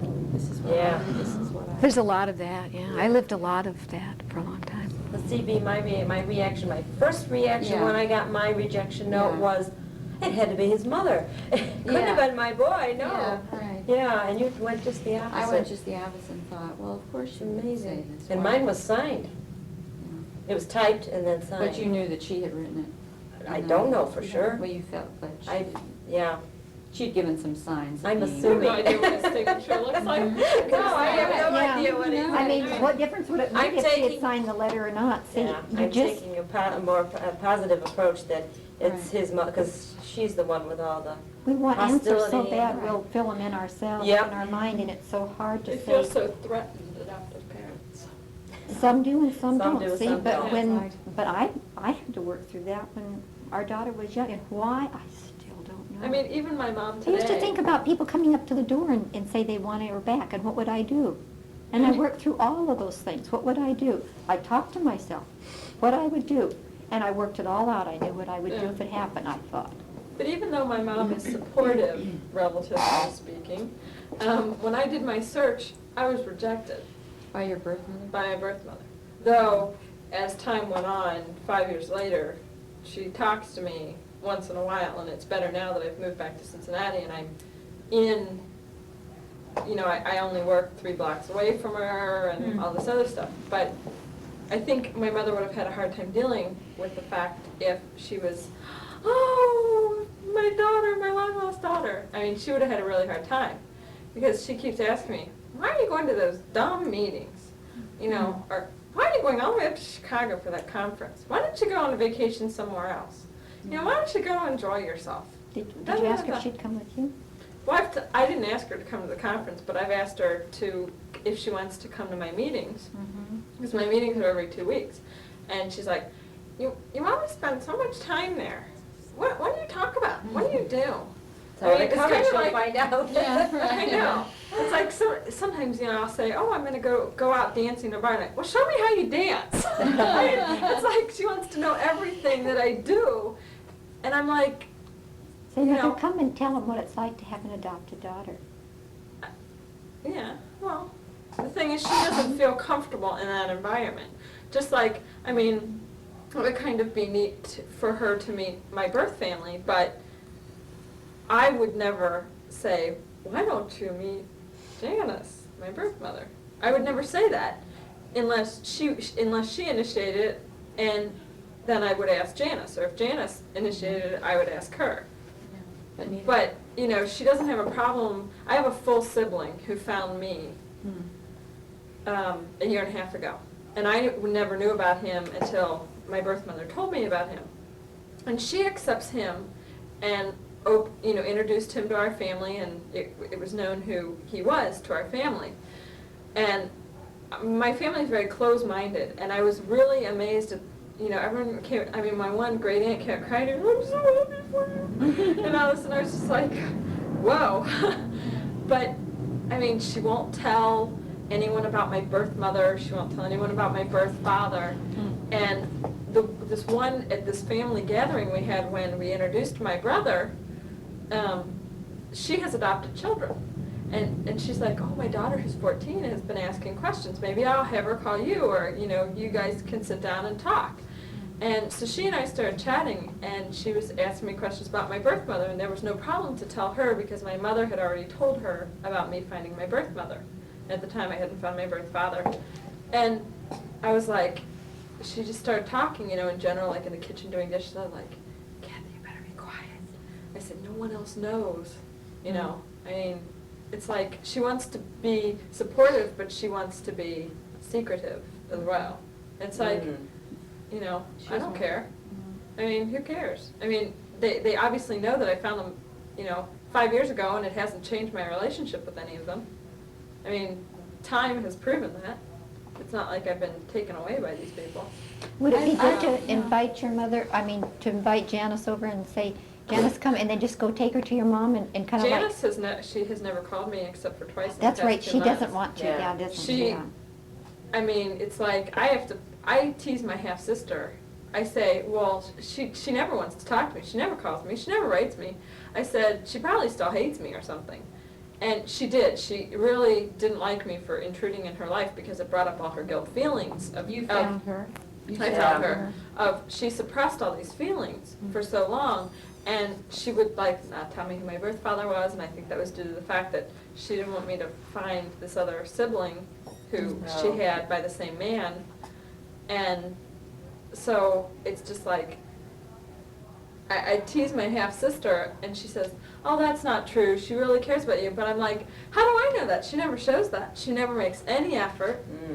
She sends me a card on my birthday, love, Janice, Donna, Jennifer. It's like, oh yeah, real personal. Yeah. It's nothing, it's all superficial. We had lunch one time, and she keeps telling me about her family health problems, or like her father's living with them, and he's an invalid. And he keeps choking, and he's had swallow therapy. And she tells me, my 3rd time at lunch, she told me this. And I just said to her, I said, do you ever want to get to know us? And it was like she totally went on. I go, did you just hear what I had to say? She goes, yeah. And she goes, well, I know that Stephen, who's my brother, she goes, I know that Stephen works himself to death, and I know that you work hard and are enjoying your life. And that's all I need to know. I was like, oh, that's nice. I said, there's more depth to a person. Yeah. And I was like getting really angry. It's like, I never talk at lunch. It's just, she's telling me about all these health problems. Well, who cares? What kind of relationship do you want with her? If you could have your ideal Well, relationship. first of all, I've never been alone in a private setting with her. It's always been in public or with other people. I've never had the opportunity to ask her any questions. She's always put me off. She's never wanted to talk about the relationship with my birth father. She's never wanted to talk about my birth father. She never wanted to talk about why she gave me up. She never wanted to talk about the circumstances or how her parents felt or anything like that. So it was kind of like all my questions and feelings had to be suppressed because she wouldn't answer anything, and I had all these questions. And I was just, I was absolutely going crazy. And, now they've subsided. like, to the point where, well, I guess I'm never gonna have them answered, you know? But you know, the other side of that is, I mean, this is a feeling that I've had, and I've read enough things now to confirm it, is that the adoptee really wants questions answered. And that once those questions are answered, the relationship with the birth mother is not important anymore. But see, I want an ongoing relationship with her, and I want an ongoing relationship with my half-sister. But they seem to be so busy in their lives, and one thing that causes a problem for me is everything is church-oriented. I was not brought up in a religious family, and she, I mean, that's why she gave me up. That's how I was named. I was named out of the Bible, and her family was outcast from the church, and they're Southern Baptists, and I mean, they go every day to church, you know, to do something. Choir, handbells, you pray, whatever. And it's like they never have any time for anyone else. And it's like, you know, can't you make time for me if I'm important? Yeah. Or can't you call me just to say, I was thinking about you? Or, you know, it's not that I just want questions answered. Yeah. Right. Now, my brother, on the other hand, I handed him all the information on a silver platter. He didn't even have to lift a finger to do anything. He is the most inappreciative man I have ever met. I mean, I love him to death, and he's the greatest thing that ever happened to me, but he frustrates me to death. He's like, well, if they call me or, you know, they write me, you know, I'll respond and everything, but I'm not going out of my way. I'm like, oh, great, you know. Here I hand you this information. I could tell you, I gave you pictures, I gave you all the information, I led you right to their door, and it's like, you're just going to slap them in the face and say, nice to meet you, goodbye. I'm like, I don't think so. How old is your brother? He's 13 months younger than I am, so he will be 23 soon. So he was given up for adoption to another family? Yeah, but he was given up at birth as well. Mhm. So she got pregnant with me, didn't see this man, I guess saw him once or something, got pregnant, went to bed with him, got pregnant that night, and had a child 9 months later and gave him up out of the same agency. And he went to a different family. He was never offered to my parents. So, but I mean, you know, he's not. Oh, the other thing is, we both go to. How did you find out about him, that he existed? On his 21st birthday, he went to the agency because he thought he had to be 21. And his parents are very supportive of what he's doing. And so they went to the agency with him, and the social worker there, who I had worked with when I did my search, and she knew how headstrong I was and how, you know, real into this I was. She said, well, first of all, he didn't know about me. And that he was entitled to that information. So he went looking for the half-sibling. And the social worker said, you have a full sibling. I'm sure she'll want to meet you. I'll get in contact with her. So they contacted my adoptive mother. And my adoptive mother said, I think it needs to be Janice who tells her that he is in existence. I was living in Chicago at the time. And I didn't see Janice. I saw maybe once a year. So we had arranged a meeting for the day after Thanksgiving to go see my half-sister play a Christmas concert at one of the malls. And so she, just in the middle of the mall, which is where everything happened, it seemed like, she told me any pertinent information in the middle of the mall, that I had said to her, I feel like I was an only child. I mean, in terms of blood, I'm an only child. She just looked at me and she said, you're not an only child. And I said, what do you mean? And she said, you have a full sibling and he wants contact with you. The children's home called me and, you know, da-da-da-da. I'll call on Monday and, you know, I'll talk to the social worker and da-da-da-da. I get home and I'm like, Mom, you'll never guess what happened. And she didn't look surprised. I told her, she didn't look surprised. And I'm like, Mom, why aren't you surprised? And she goes, I knew. I was really ready to get angry because I thought she had known all my life. And she said, oh no, Margot called a few months ago, and here's her home number. He wants contact with you right away. Give her a call. So I called her and we worked through an intermediary, and 4 hours before I was to come back to Chicago, we met. And so that's how we got in contact with each other. But, I mean, you know, I searched out the birth father and met him almost a year ago. And, you know, I always made sure that he was included in everything. any relationship that I've tried to develop with my birth father or his, my half brothers and sisters, I've always included, I go, oh, Stephen, we're getting together, we're having dinner at this time, at this place, we hope you can join us, da-da-da-da-da, or, arrange a time when he can do it too. But then he goes off and arranges something and doesn't even tell me. I'm like, what a stab in the back. I mean, It just sounds very immature. well, I got very jealous because I was like, he's not including me, and I'm not being able to build these relationships because he's monopolizing all the time. He was out with one sister every night for a week. And I couldn't even talk to her, I couldn't even see her because she was never home. She was always out with him. I got kind of pissed off, but, I mean, that's just... Sibling rivalry. Good old But see, the sibling thing is, rivalry. I always was taking his feelings into consideration, but he wasn't taking mine. Right. Even after I handed him everything on a silver platter. It's like, you didn't even have to look. You didn't even have to search. I did, I did everything for you. He didn't even offer to help search you for ought the to be birth grateful, father. right? Yeah, He should be. He ought to be. Maybe he was never taught to be grateful. I don't know. I think he's jealous of me because he had complications in birth and has a slight learning disability.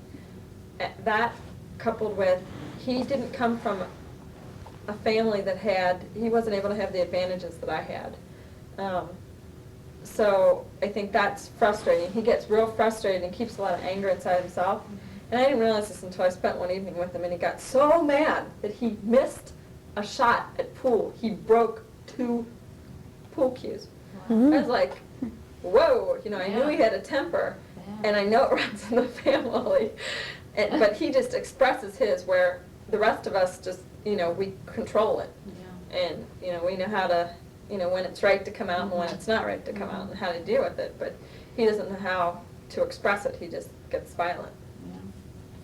So. Interesting, huh? It's caused a lot of interesting problems. Well, I don't know, I don't think there's anything that can be done with my situation. I have a 20-year-old son, I can't remember. such an idiot. And he lives with his mom, of course, with his mom. And he's babied like a 2-year-old. I mean, she does. She babies him. She hangs on him, literally hangs on him. You will see them sit in the car like if we're there, and she'll literally, oh, Joey, and she'll put her arm around him, and it's like, oh, this is sick. This is really I think we need to sick. bring up the fact that she's also expressing the need to have a baby. She wants to be in a birthing room watching a baby being born because she's never been given that chance in life. I think she's got a real difficulty with her infertility. And she had just Joe to parent, and she sees these people around her with other children, and she can't let go of Joe because there's nobody else to replace him. She's divorced, and she's been remarried now, But Joe also has a big drug problem, which she will not confront. and she has literally found drugs in the house, and I've said to her, I said, why don't you give them to me? I will take them and give them to somebody to get them tested, to see what it is, to make sure it is a drug. And, oh no. So one time we did get her to do that. And it was coke that she found. But she doesn't do anything with it. She doesn't confront him. No, she'll yell at him or something like that, yell and scream and nag him. And she'll want to kick him out one day, but the next day she's reeling him back That's in. right. The He next has day he's no back job. home. He gets fired. I mean, he's 20 years old. He's never graduated high school. He has no desire to, I don't believe. And he wants to deliver pizzas for Pizza Hut. Well, 2 years ago, Sandy What's was the going to, drive? I can't wait to meet him. I can't wait for all this to come together. And it came together with some difficulties, and she got to meet him. And at first it seemed all right, and then she got to know the family and the intimacies of how they work, and it's a very unusual family. And it's got to be very hard on her to see that he can't break away. I've seen He some doesn't natural want to. mothers do that to their natural boys who don't Yeah, need oh, to yeah. suffer. Oh, yeah, definitely, it's not definitely. because No, of it's that. not just because of Sometimes that. they're just latchy Yeah. like that. Yeah. She does. She just hangs on him. And he lives at home. Yeah. He's He'll not never ready, be he's on not his ready own. to break it away. Yeah, he has no He probably has financial no, backing. yeah, no he doesn't have financial. any. Unless he's out selling drugs. The kid will take off for a couple of weeks or a few days because he needs a vacation.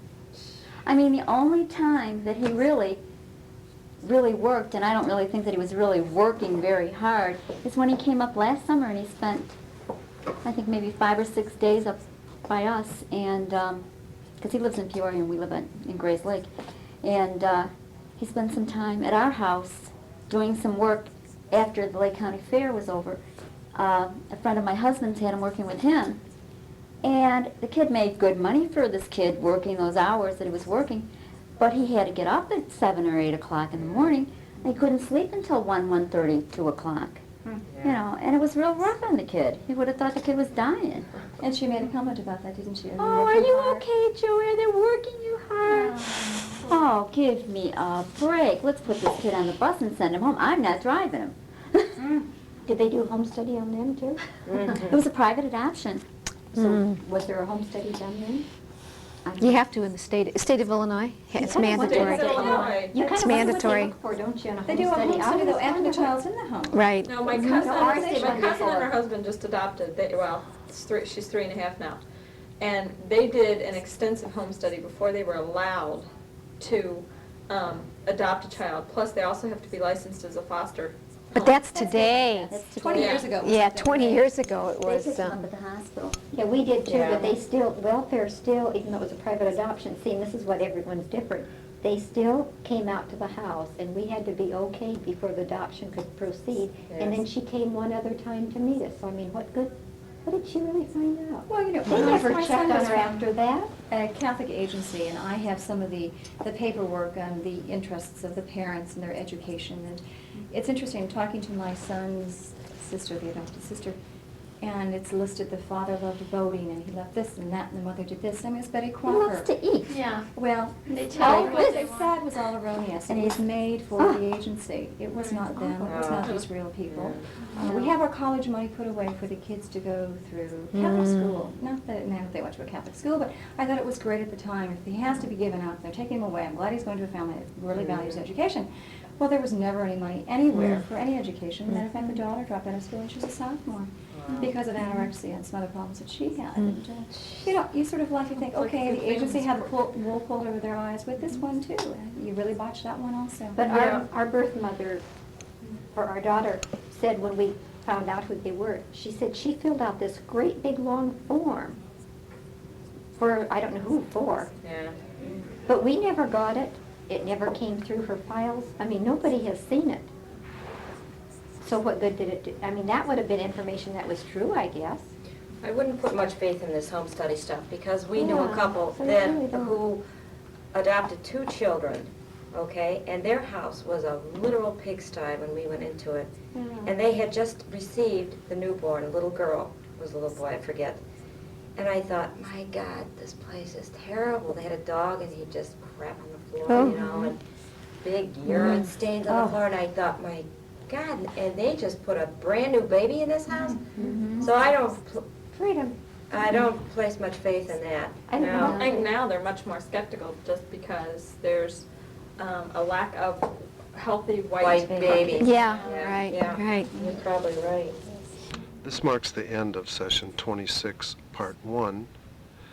Go to Session 26, Tape 2. So there are in fact 2 answers to the question, was searching worth it? Intellectually, we know that, you know, we are no longer wondering, and in that sense, it's better to know than not to know. But on an emotional level, with, you know, this disappointment that we now have to deal with, that you know, is potentially devastating, depending on, you know, how prolonged it becomes. That's, I guess, my issue. What is the answer? I mean, It was worth it. Are you an adoptee or? I'm an adoptee, and I've been reunited, but I'm kind of on hold right now. Don't you I think? feel absolutely abandoned by being on hold, because it, you know, it's just a reenactment of Well, the original. Why are you on hold? Well, in my particular case, aside from the fact that the reunion had not progressed very quickly to begin with, I, with my birth mother's permission, continued searching for her birth family. And she's now overwhelmed with, Oh, she was adopted too? but that's sort of there are many reasons why relationships go on hold, and just to generalize, I guess we all have those issues, and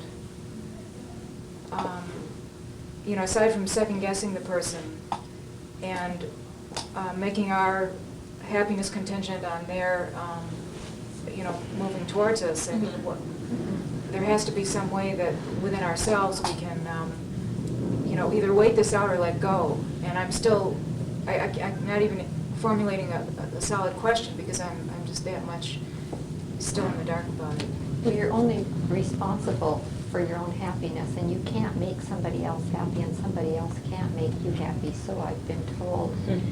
And that's been hard for me to deal with, because it's like, but they make me unhappy, and it's like, well, how do I choose it?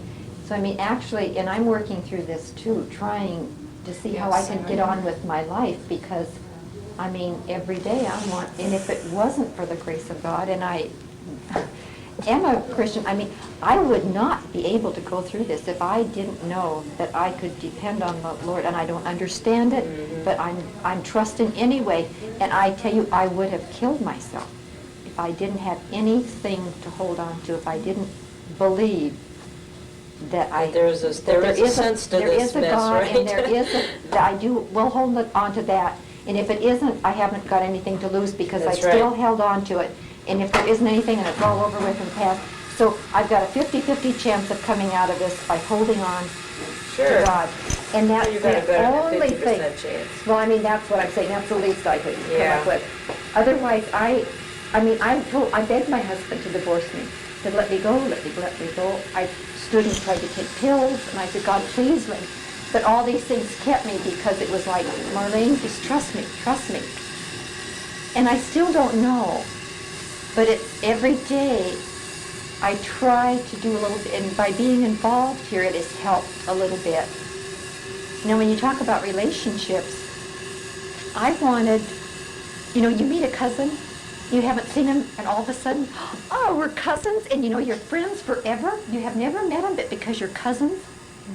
I kind of was hoping that for my daughter, that when she met them, we could all be a family, because they'd be your relatives. And it doesn't, I don't know why, but for some reason with birth and adoption, there's more of a No. tie than there is with just, if you were cousins. If you were cousins and met your daughter, she'd be tickled death to see you. So there's something else that is so close, but it's so far away, and I don't know what that is. But I've just, pain. I mean, it's it's just the pain beginning of to having show been itself. abandoned. I have a question for you, Marlene. My brother's adoptive mother she's very manipulative in the family. He despises her because she's manipulative, but as she says, it's your duty to do this, or to do this, or to do that, because I fix your meals, I pack your lunch every day, I do your laundry. But his adoptive sister doesn't do jack in the family. And mother, she has a severe learning disability. Mother does everything. It's like mother pampers her like crazy. Oh, dear Julie, don't worry about that. You don't have to go. It's not your responsibility to do that.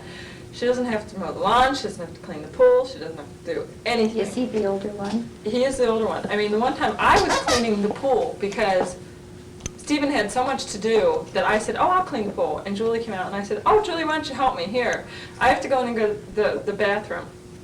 I don't have to do that. I'm going to go down the street and walk the dog. And I was like, Julie, just, do this. And it's like, fine. And there's so much favoritism played toward the adoptive sister, his sister, and I guess she's 3 years younger. And he has to take on so much responsibility in the family. And And that's with his real father. no, this is the adoptive father. Okay, so the boy's adopted into that family too then, so they're both adopted. Right, they're Okay. both adopted. Okay. And it's so incredible, and it makes me so irritated. She always says, "Oh, Julie's your sister too," and thinking that she should be called like mom, and Steve's father should be called dad, and Julie's my sister, and she's always so sweetsy about it. And I'm like, Julie is not.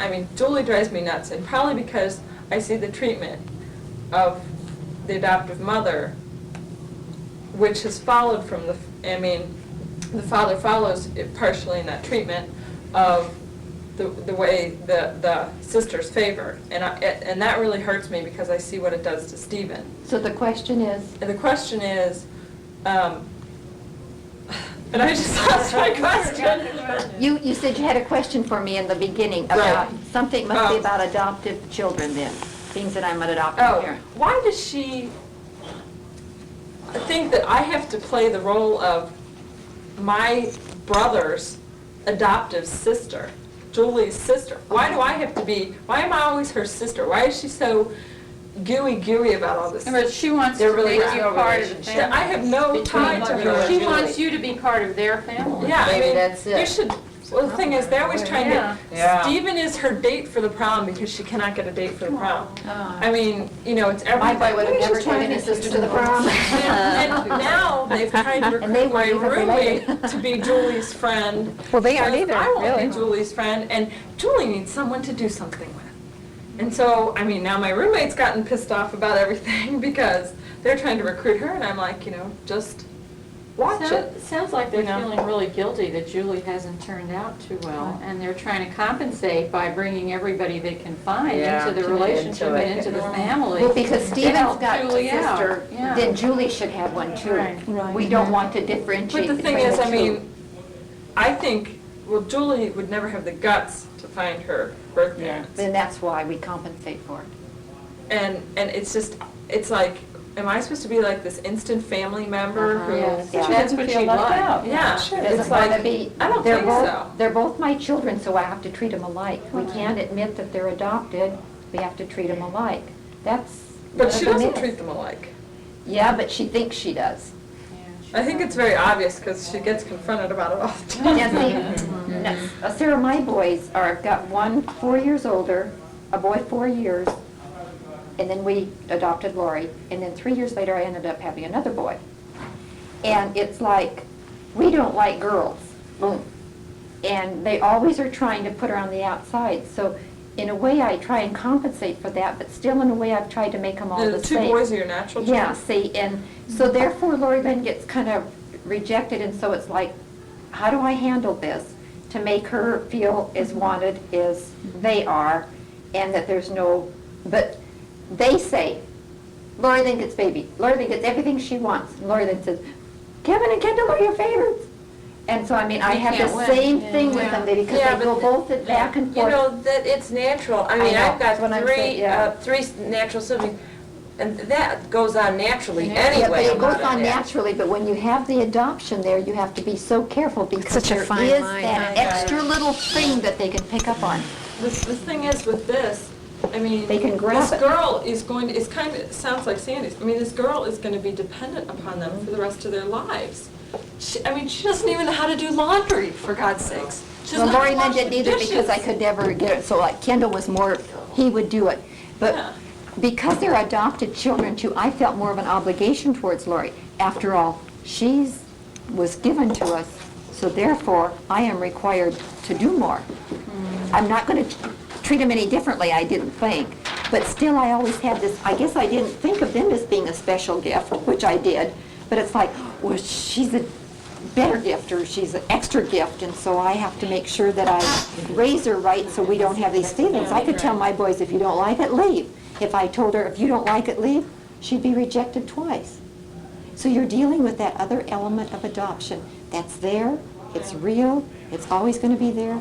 You can't get away from it, and you got to just try. And we just kept being open. I don't care, she is adopted, but she's part of our family. She's just as much, we wanted her just as much as we wanted you.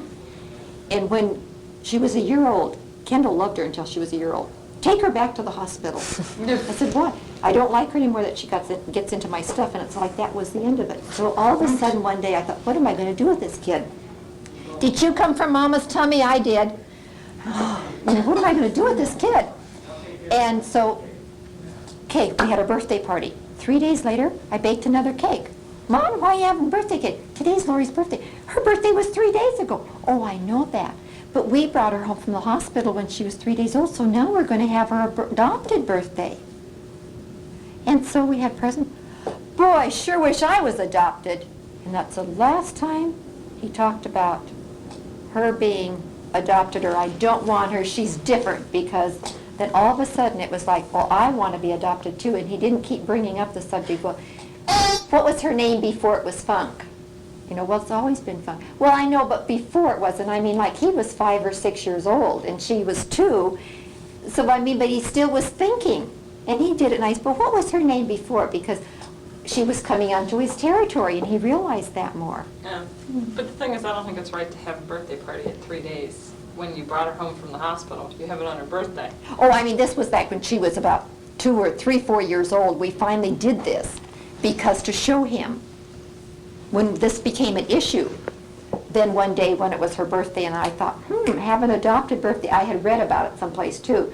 So then I think she was 3 or 4 years old. And we said, Laura Lynn, today's your adopted birthday. We're going to have another party. And that really cured him, because it's like, oh. So that solved our problem.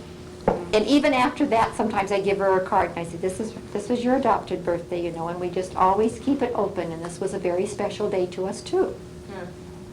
There are special days for birth moms. Mother's Day just came. And Yeah. probably the first year that I didn't feel as sad as I felt the number.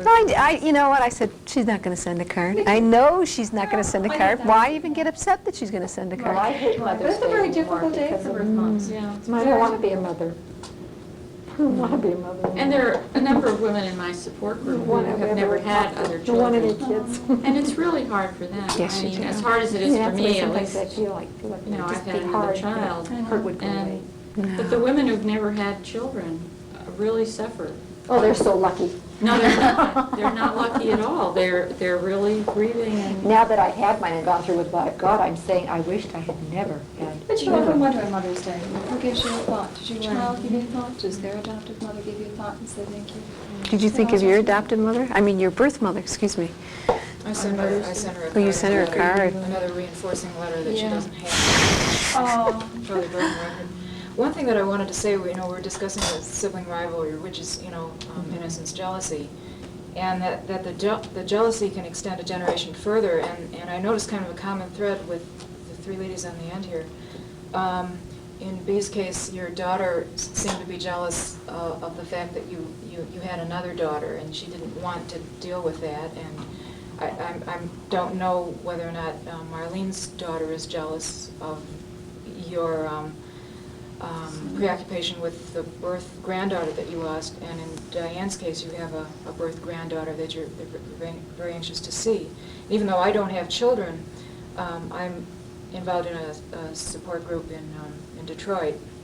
And I remember one adoptee saying that she searched for and found her birth mother, and it wasn't a very satisfying reunion, but as soon as the birth mother saw her daughters, her kids, I guess it was maybe a son and a daughter, suddenly all the affection came out and was lavished on these grandchildren. And the adoptee felt jealous. She felt that this was all given, to her children when in fact she wanted it and she never got it. So, you wonder how people are going to view this. On the one hand, you don't want to slight them by ignoring the grandchild, but Yeah, I can understand that, though. In fact, it came up this morning in a group that I was in. When you relinquish a baby, you relinquish a baby. When you find your child, she's an adult, and you never find the baby, but you expect to find the baby. And so just transferring that expectation onto Yes, the it's just a grandchildren is natural very thing. natural. Yes. Rosemary, I do not know. That's something you brought up that I had never thought about. I thought she was glad that I loved it and I cared. Maybe she is. On some level, I'm sure she is. She might be. Because she'll bring it up. But the other day she picked up this little doll. She, oh, where'd you get this? And I bought this little musical doll a long time ago and I kept it underneath my bed and nobody knows about it. Except I finally brought it out. You wind it up and it's this little tiny porcelain doll and it moves and it plays a melody. And I mean, I hold that baby and I pray for that baby and cry. I mean, that's my baby. And I told her, I said, I guess I got that. I said, I've had it underneath the bed. And I said, I guess I had that because then I prayed for the baby and listened. And she just kind of put it down again. And I never thought, maybe she's jealous. On some level. You had a daughter, a natural? A granddaughter. Well, she has Jeez, I'm speaking. No, I'm speaking of you. I'm sorry. Her adopted daughter relinquished a child. So her adopted daughter relinquished a child, which would have been Marlene's granddaughter. The only one, my first one. How long ago? 2 years ago, but she looked just like, it's, like I said, it's so weird because when I saw that baby, she weighed 8 pounds, 7 ounces, born at 7:08. It's like, this is the baby they gave me 20 years ago. And what am I going to do? I'm going to give it away? I can't give this baby away. I want this baby. But because of, and I can't go into that, it's too long, but I mentioned it before when we were here earlier, but that's devastated me. I've never been able to come to grips with the fact that we did relinquish it, and I wished we hadn't. We'd asked for open adoption, and then it turned out that they, I don't know, lied to us anyway. We don't have any openness. It's closed. Well, what you're experiencing is what birth mothers experience. In fact, I think I'm experiencing maybe a little bit more, not to say that my daughter is not suffering, but when you're 20 years old, you feel different than you do at 40, right? And you sometimes Not have, necessarily. well, but sometimes you have that tenacity to live or to go on, and you don't have that life experience. After 20 years, I realized more what that baby meant than the day that I had my own child. It was so natural, this is, you take babies and go home and you have a good time. All of a sudden, 20 years later, I'm realizing what my daughter went through, son went through, what other people have gone through. Life became different to me when I saw that baby. That's why I realized now grandparents feel entirely different than parents. But that baby meant so much to me, and it still does, but somehow Lori Lynn's trying to, at times she deals with it, at other times she doesn't. I am not able to push it aside as easily as she seems to be able to. Yeah, but at times. it's not that, though. I think there are just times when, I think we've all said it in one way or another, when you just can't deal with it. Yeah. So maybe that's another way of dealing with it, is by not dealing with it. And see, she's able to get it. She's able to get through it, and I'm obsessed with my grief, the psychiatrist says.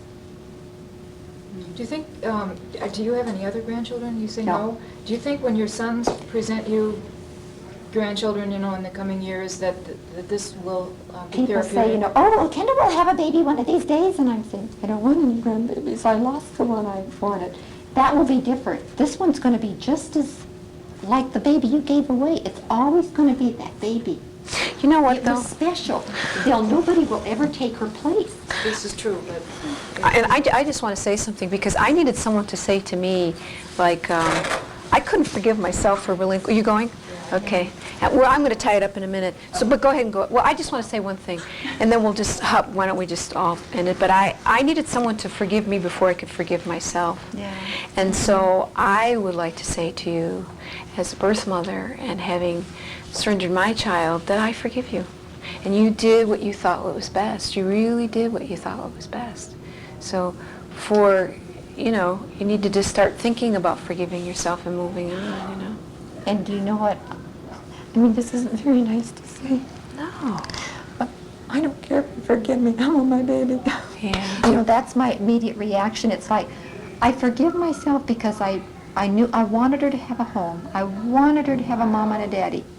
But I was not going to let her go into a home. Yeah, but you like have to my move daughter past did. that. You're right here. I see you No. right here. Well, no. You can stay right here, Well- but you have to move to one part of it. Yeah. You have to surrender part of it, or it's And I've just... gone a long way since I was 2 years ago. I was really bad then. And I've come to the place now that she's 2 years old. I do not know that baby anymore. I'll probably have to wait until she's 16. But you fight for openness. There you are. See? That's where you can put all your energy there. And that's the only reason why Yeah. it's like, what are you doing here? It's like, I'm fighting because I'm mad. I don't know what to do. Yeah, that's good. Your energies and something. Focus it. You also have to forgive the agency that double-crossed you. Yeah. And Yeah. I've gone When you through can that. let I've go gone of back that. and told the attorney, I told the, I'm sorry. I said, if God's going to forgive me for what I've done, I have to forgive them, and that's been a very hard thing to do. I've had to forgive my daughter. Do you know Mother's I'm Day? working through these I things was yet. at church and we had a You were second before. collection. The second collection was for Catholic Charities. Oh. My husband looked at me with the 4 children in front, and I turned to him and I said, "We gave him our son. Don't you think that's okay?" Oh, your Yeah. firstborn. You know, that's the way you feel, isn't There was so it? much anger for so many years, though, at that particular agency, and nuns and priests in church. And I got beyond that. It took a long time, but I did. But it was still something I had to say. It's appropriate. You know, one suggestion I would have for this conference is in certain group meetings, small group meetings like this, they don't tape record it. Well, I don't know why they're tape recording it. They're, no, you know, who's going to want the tape? I mean, the meaning of it is to be here, you know? It's a very personal session. is. Yeah, Yeah. And it's yeah. kind of like an intrusion. But you see, I don't think that, that's true. I agree with you. will know the names. Yeah, nobody will know the names, and Nobody knows. I don't think they know if there's going to be 25 people in this room. And see, I could have gone with a speech, you know, but I mean, what am I going to talk to? You know, 2 people or 3 people. I'm not going to just sit here and talk. I mean, I feel as though you ended up in this room for a reason, and whether or not, you know, I mean, who knows what we resolved. And so I just, rather than to talk at you, I really wanted to sort of say, you know, well, yeah, who in the heck wants to sit? I mean, besides, I've told my story enough anyway. It was just like I got partially through, and I'm like, oh, let's just, what do you want? Let's all put out what we want. Why are we here, you know? It's still always a good catharsis for people. It really is. Yeah, yeah. One thing I might tell you, you might have heard it before, but I just thought of it when, can you turn them off, or it doesn't matter? After we found my daughter's birth parents, we found out that they had run a little store out where we had, Oh, yeah. did you hear? At some other session. I did it just one other session, I mentioned Yeah. it, and that they had sold her ice cream cones and didn't even know it. It was their daughter. Small world, isn't Do you it? have some books there, Oh. Dawn, that you want to Oh. recommend? Yeah, well, no, I was just going to say, for birth mothers, I had a lot of guilt. And yeah, right, I think I told somebody else, and it really helped me. I don't know if it'll help anybody else. Look at that. Oh, Goodbye to Guilt. And then adult children's stuff. This is adult children's stuff if you came out of an alcoholic home. Yeah. So this one really helped me, and I have a whole bookshelf of spirituality books, you know, self-help books. Specifically